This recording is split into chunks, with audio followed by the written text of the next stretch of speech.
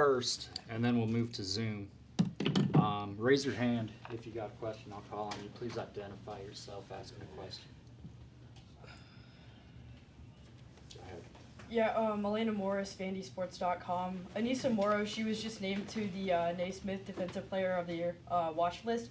She had 6 steals tonight. Can you just talk about why that recognition is so important for her and how she's been for you defensively this season? Well, I don't know when that came out. That's the first time I've heard that. That's awesome. Yesterday, ma'am. She's deserving. Well, you see, I didn't know that. So I better get on Grant. He should told me that, right? She's deserving. She's got anticipation skills. She gets in passing lanes and picks off passes on ball reversal especially. She's an undersized post player that has to really work down there. She can't get caught behind. And for her to be recognized on that watch list, she's very deserving.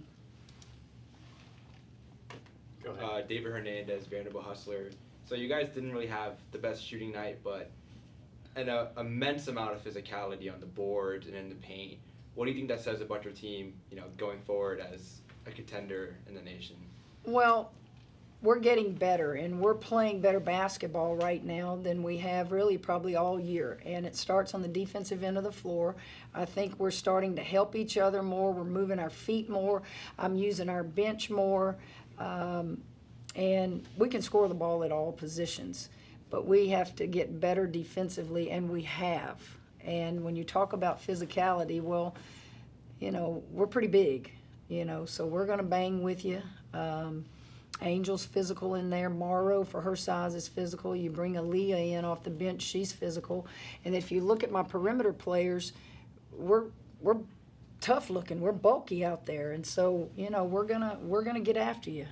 We got to stop dribble penetration. We allow that too much to happen, but I don't have a problem with it being physical. I think our players have learned that people are going to be physical with you, so you better be able to be the aggressor sometimes. Go ahead. Hi, Aria Gerson, the Tennessean. Vanderbilt the past couple of games has shot really well and run a lot of things through their guards, and you did a good job shutting that down today. So what was it that kind of allowed defensively for you to stop more of that offensive production from Vanderbilt's guards? Well, we didn't isolate any player and say, do this. What we've done to our perimeter players is we've taken games where they haven't shut down the perimeter players, and we've sat in a film room and we've challenged them. You're better than that. And I can honestly tell you they took it to heart, and I've seen it more on the last couple of games where, they don't want to be a liability on the defensive end. You're right.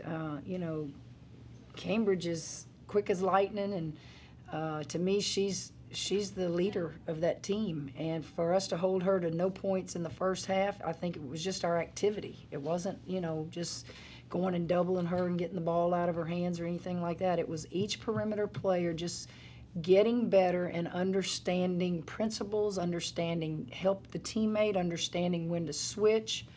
And it just took some time. It took some time for us to get there. Got time for one more in here before we move for Zoom, if there are any.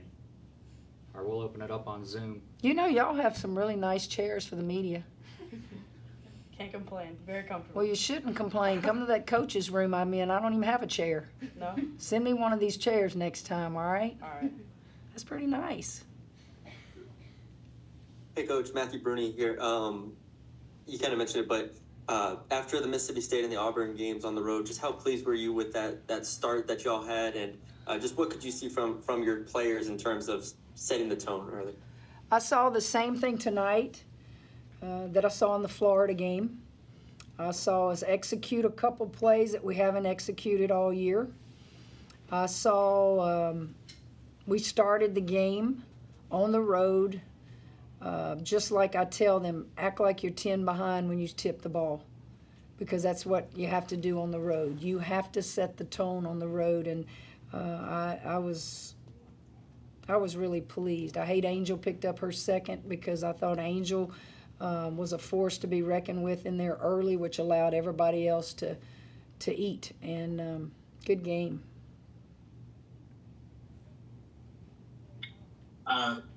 Kim, two questions. First is kind of a lighthearted one. I couldn't help notice you got hammered pretty good there on the bench by Plagier going for that loose ball. Were you all right? Gotta love that. That's what you want them to do. Go for a loose ball. I'm fine. I'm sure I'll have bruises everywhere tomorrow. When you have 2 stents and they have you on blood thinner, I probably got a bruise here and here and here. But I'm good to go. I loved it. Loved every minute of it. And I love that I fell back into my coaches. That's what you teach. That's what we teach. You said you liked the start. You guys weathered their storm. They weathered right in the third quarter. You dealt with Angel having to be out for a long stretch. What pleased you most out of all those things that mentally that y'all handled tonight?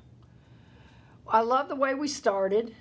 I love the way we handled Angel being in foul trouble in the second quarter and not being able to play, and we didn't lose the lead. We basically extended the lead. I love the second half when they made their run in the third quarter, that we took a deep breath and we responded, and Angel got to rest some then, and Aaliyah got big minutes. I always love that we usually have 5 players averaging in double figures. That's something you guys have seen, and I've said all along, we can score the ball at all positions.